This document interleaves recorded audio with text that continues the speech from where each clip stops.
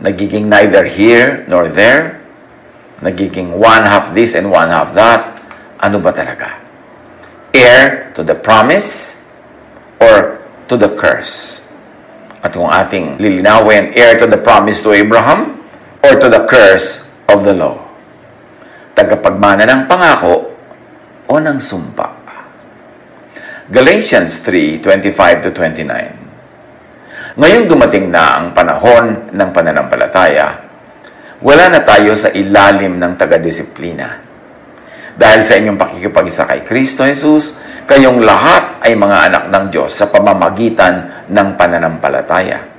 Si Kristo mismo ang inyong isinuot na parang damit nang kayo'y nabautismuhan sa inyong pakikipag-isa sa Kanya. Wala nang pagkakaiba ang Hudyo at ang Griego, ang alipin at ang malaya, ang lalaki at ang babae. Kayong lahat ay iisa na dahil sa inyong pakikipag-isa kay Kristo. At kung kayo'y kay Kristo, kayo'y mga anak ni Abraham at tagapagmana ng mga pangako ng Diyos. Nilinaw sa atin ng ating binasa na kung tayo'y na kay Kristo na, kay Abraham tayo magmamana, sa Kanya tayo tatanggap ng mana, siya ang ating kukuhanan ng mana. Isa-isahin natin ito. Galatians 3:25. Now that the way of faith has come, we no longer need the law to be our guardian. Ngayong dumating na ang panahon ng pananampalataya, wala na tayo sa ilalim ng taga-disiplina. Faith overtakes the law, replaces, supersedes the law. Galatians 3:26-27. You were all baptized into Christ, and so you were all clothed with Christ. Dahil sa inyong pakikipag-isa kay Kristo Jesus, kayong lahat ay mga anak ng Diyos sa pamamagitan ng pananampalataya. So we were baptized into Jesus, and let me emphasize, not into Moses. Wala tayong giyera with Moses. Marami tayong matututunan sa kanya. Kaya lang natin ito nililinaw. Marami kasi inilalagay nila ang sarili nila under the law instead of under grace. Nagiging tagapagmana ng law ni Moses imbes tagapagmana ng ipinangakong faith kay Abraham. This shows, sa pagpapatuloy, that you are all children of God through faith in Christ Jesus. Si Kristo mismo ang inyong isinuot na parang damit nang kayo'y nabautismuhan sa inyong pakikipag-isa sa Kanya. So not by human ancestry or race or religious background, not by submission or obedience of the Jewish law, ang nagbibigay sa atin ng ating bagong pagkatao, ng ating bagong status sa harap ng Diyos. Galatians 3:28, now in Christ, it doesn't matter if you're a Jew or a Greek, a slave or free, male or female, you are all the same in Christ Jesus. Wala nang pagkakaiba ang Hudyo at ang Griego, ang alipin at ang malaya, ang lalaki at ang babae. Kayong lahat ay iisa na dahil sa inyong pakikipag-isa kay Kristo Jesus. In Jesus, racial, social, gender classification is irrelevant. Galatians 3:29, you belong to Christ, so you are Abraham's descendants. At kung kayo'y kay Kristo, kayo'y mga anak ni Abraham. Let us emphasize, not Moses' descendants, but descendants of Abraham. You get all of God's blessings because of the promise that God made to Abraham. At kung kayo'y kay Kristo, kayo'y mga anak ni Abraham at tagapagmana ng mga pangako ng Diyos. Ang mga nananalig kay Kristo ay tagapagmana ng mga pangakong ibinigay kay Abraham, hindi tagapagmana ng mga law na ibinigay kay Moses. We are children of God not because of the law or commands given to Moses, but by faith in Jesus. People, Jew or non-Jew, become children of God. Heirs of the promises given to Abraham, not heirs to the law given to Moses. Dapat malinaw na pag tinanggap mo si Jesus, ang tinatanggap mong mamanahin ay yung ibinigay kay Abraham ng mga pangako at hindi yung dala-dala ni Moses ng mga kautusan.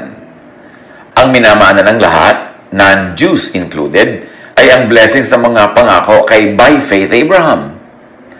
Abraham was known and commended for faith. Ang minamana ng lahat, non-Jews included, ay hindi ang curse ng law of Moses. Linawin natin. Ang minamana natin yung napakagandang pangako na ibinigay kay Abraham by faith. Hindi yung napakaraming curses, mga sumpa ng law at yung mga kakambal na parusa nito. Deuteronomy 27:26, the Levites will say, "Cursed is the one who does not support this law and agree to obey it." Then all the people will say, "Amen." Sabi ng kanilang mga pare, sumpain ang sino mang hindi susunod sa mga utos na ito. Sasagot ang sambayanan, Amen. The people bound themselves by the old covenant to the curse. Dahil sa naganap, sinabi ng mga pare, sumpain ang hindi tutupad sa mga kautusan at tinanggap naman yun ng mga Israelita. So ang namana nila ay sumpa pag hindi sila sumusunod. Pero wala namang nakakasunod. At malinaw na sinabi ko, nasusunod mo yung siyam, pero yung isa out of 10 ay hindi mo nasunod, para mo na rin hindi nasunod ang lahat. Therefore, to live under the law is to live under a curse. To place yourself under the law is to place yourself under a curse. At yun ang napakalungkot na naging kalagayan ng mga Israelita. Kaya si Jesus ay dumating para palayain sila mula sa law, para makalaya sila sa curse. Tapos, maraming mga Christians nung lumaon, pati sila sumilong doon sa law na tinanggal na ni Jesus para sa mga Hudyo. Pero yung mga naging Christian, sumilong pa sa law ng mga Hudyo. Kaya para mo na rin inilagay ang sarili mo under the same curse. So, Galatians 3:13 says, the law says we are under a curse for not always obeying it. But Christ took away that curse. He changed places with us and put Himself under that curse. Tinubos tayo ni Kristo mula sa sumpa ng kautusan nang Siya ay isinumpa para sa atin, sapagkat nasusulat, isinumpa ang bawat binibitay sa punong kahoy. Na ang katumbas ay, Jesus fulfilled the law. Jesus satisfied the law, the conditions of the law, the stipulations, meaning the penalty of the law or the covenant. Jesus fulfilled the law by taking upon Himself the punishment for breaking the law and for the lawbreakers. Kaya sabi ng Galatians 3:13, Christ redeemed us from the curse of the law. Tinubos tayo ni Kristo mula sa sumpa ng kautusan. Balikan natin. Yung mga ancient Israelites, the Hebrew people, bound themselves under the law. Sabi ng kanilang mga pare, sumpain ang hindi tutupad sa mga kautusang ito. At sabi ng bayan, Amen. Tinanggap nila. Pero sino ang nakakatupad sa kautusan? Wala. Kaya sila nalagay under the curse. Kasi may curse yung law pag hindi mo tinupad. At sila ay nakipagkasundo that they are under the law. Therefore, they got under a curse. The curse. At si Jesus, dumating siya to release the Jewish people from the curse of the law. To set them free from the law. Sila ang unang audience dapat ni Jesus. Kaya sabi ni Jesus, I was sent only to the lost sheep of Israel. Sabi niya, don't enter the towns of the Samaritans or the town of the Gentiles. Just enter the towns of the Israelites. Bakit? Because He was sent to the lost sheep of Israel. Bakit to the lost sheep of Israel siya pinadala? Napaka-special ba ng Israel na sila lang ang pinadala ng tagapagligtas? No. Sila lang kasi ang under the curse of the law. Ang kanilang lahi, ang kanilang mga ninuno ang tumanggap ng curse of the law. Kaya sila lang ang kailangang iligtas. Kaya sabi ni Jesus, I was sent only to the lost sheep of Israel. Ang naging problema lang, yung mga naunang naging Christians, na-infiltrate sila ng mga Pharisees, ng mga teachers of the law na naging mga Christians din daw. Hindi natin alam how sincerely, pero in-record yan that some of the Pharisees and some of the teachers of the law had joined the believers. Pero unti-unti nilang ibinalik yung law. Yung mga law ng sa pagkain, yung mga law tungkol sa pagtutuli, yung mga law tungkol sa dito at dyan. So, unti-unti nilang naibalik yung law. Kaya by the 3rd century, yung Christianity na dapat sana ay free from the law from the beginning, because the Jews, who were the first Christians, were released from the law. Pero Christianity was brought to the Gentiles. They became Christians too. Pero pati yung Gentiles na hindi naman dating kasali sa law, ay nakisukob na sa law. Dinala sila ng kung sino mga leader nila at mga makapangyarihan na ngayon ang namana nating Christianity ay under the law. At under grace. Hati. Under faith. Pero under the law. Kaya nagkakandamisti-mestizo ang paniniwala at ang practices at mayroong mga kalituhan. So si Jesus una isinugo para palayain ang mga Israelita mula sa law. Dapat sila lang yung palayain kasi sila lang naman ang under the law. Pero yung mga Christians nakisali sa law ng Israel, minana rin nila, ini-assign nila sa sarili nila na manahin nila yung mga laws ng Israel, kaya namana din nila yung curse. Kaya pati ngayon, yung mga Christians ay dapat na rin iligtas from the law. Savior na rin nila sa Jesus when it comes to being under the curse of the law. Galatians 3:13, ulitin natin, Christ redeemed us from the curse of the law. Tinubos tayo ni Kristo mula sa sumpa ng kautusan. Jesus fulfilled the law not by literally obeying all the rules and regulations of the law, not by teaching and commanding His followers to submit to and to fulfill the law, but He paid the penalty required by the law. Kaya kung si Jesus, ibinayad na niya ang kanyang buhay para bayaran yung hinihingi ng law na bayad para sa hindi pagsunod nito, oras na tayong mga naniniwala kay Jesus ay bumalik under the law, binabaliwala natin ang kanyang kamatayan at pagkabuhay na muli. Binabaliwala natin ang kanyang pagtitigis ng dugo, ang kanyang sakripisyo para mabayaran yung kasalanan. Tapos babalik din tayo under the law. Dinando na naman yung curse. Na-invalidate yung ginagawa ni Jesus. Become children of God by believing in Jesus, by believing in the work of Jesus to set people free from the curse of the law. Become children of God by believing in Jesusness. Not in Mosesness, not in Phariseeness, but in Jesusness. Matthew 3:7-9. Nang makita niyang, referring kay Juan, nang makita niyang lumalapit din sa kanya ang maraming Fariseo at mga Saduseo upang magpabautismo, sinabi niya sa kanila, lahi ng mga ulupong, akala ba ninyo ay makakatakas kayo sa parusa ng Diyos? Patunayan muna ninyo sa inyong mga buhay na kayo talaga nagsisisi. Ibig sabihin, nagsisisi sila sa pagtuturo ng law, sa pagpapairal ng law, at sa pagpapailalim sa law. Yun ang dapat pagsisihan. Hindi yung pag-break ng law. Kasi wala naman talaga nakakasunod sa law.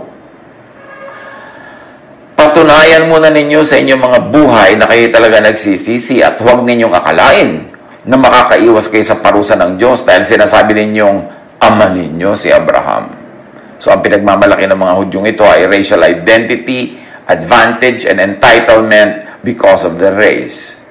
At sa pagpapatuloy, sabi ni Juan, sinasabi ko sa inyo na kahit sa mga batong ito ay makakalikha ang Diyos ng mga anak ni Abraham. Hindi kayo kailangan ng Diyos para siya i-worship dahil kayo ay under a curse. At pinapahirapan niyo ang mga tao, itinatali niyo sila sa curse. John 1:10-12. The Word, meaning Jesus, was already in the world, therefore Jesusness. The world was made through Him, but the world did not know Him. Remember, the person Jesus was not known from the beginning, but the essence, the Jesusness of the Word had already been known from the start. He came to the world that was His own, and His own people, meaning mga kababayan niya, kalahinan niya, Jews, did not accept Him. But some people, some Jews, did accept Him. They, those Jews, believed in Him, and He gave them, those who believed in Jesus, the right to become children of God. Because they believed in Jesus, not because they were Jews. Remember, they became children of God, not because they were Jews, but because they believed in Jesus.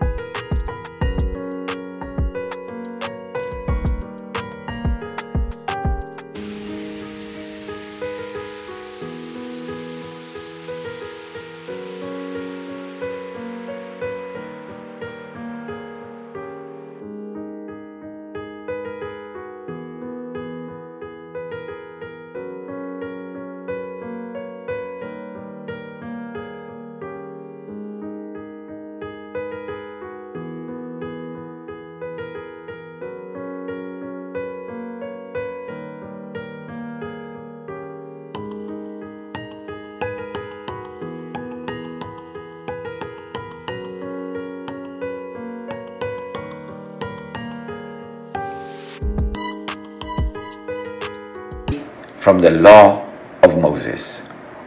But many peoples, including many Christians, knowingly or unknowingly, place themselves under the Jewish law. Therefore, they also need salvation from the law. Linawin natin sa sarili kung naninindigan o maninindigan sa law or grace. Justice of the law or love of Jesus. Promise kay Abraham o sa law ni Moses. Jesusness or Mosesness / Phariseeness. Kung matapos manuri ay panigasan pa rin manindigan, manatili under the law, choice na yan ng tao. Pero at least, maging aware muna na may ganyang sobrang malalaking issues. Magkakaibang choices, magkakaibang religiosity. At yan ay Jesusness or Phariseeness. Pag-isip-isipan natin mga kapatid, halos lahat ng kalupitan na ginagawa sa loob ng relihiyon at sa pangalan ng Diyos ay dahil ang mga tao ay patuloy na nagpapairal ng law at patuloy na nagpaparusa sa kapwa-tao implementing the law. Yan ang binayaran ni Jesus para hindi na tayo magbayad, hindi na tayo mapailalim dyan at hindi na tayo maging alipin yan. Pero pag nagkusa pa tayo magpaalipin o nang-aalipin pa rin tayo ng iba, promoting Phariseesness imbes Jesusness, kinakalaban natin ang ginawa ni Jesus sa krus. Binabaliw.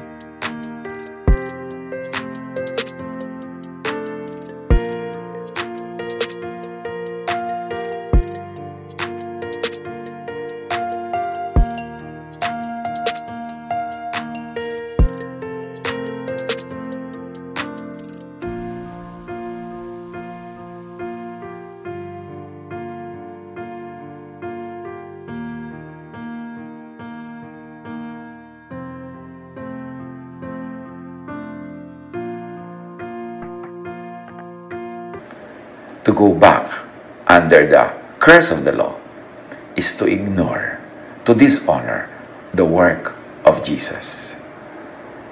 Ang gusto ni Jesus for the people to be free. Sabi niya, I came that you might have life and have it abundantly. The thief comes only to steal, kill, and destroy. The law comes only to steal happiness and joy and peace, to kill by punishment, and to destroy. Sabi niya, I came that you might have life and have it to the full. And that life is by accepting the inheritance given to Abraham. Faith. Faith that heals. Faith that saves. Faith that promotes love. Faith that gives peace. Pag hindi natin yan pinili, ang automatic default, Mosesness. Law. Justice, which means punishment. Hindi pwedeng paghaluin ang dalawang yan, law and grace. Pipili ka lang. A one-half Christian is a one-whole nonsense. Hindi pwedeng paghaluin ang law and grace. Ba't pa dumating si Jesus para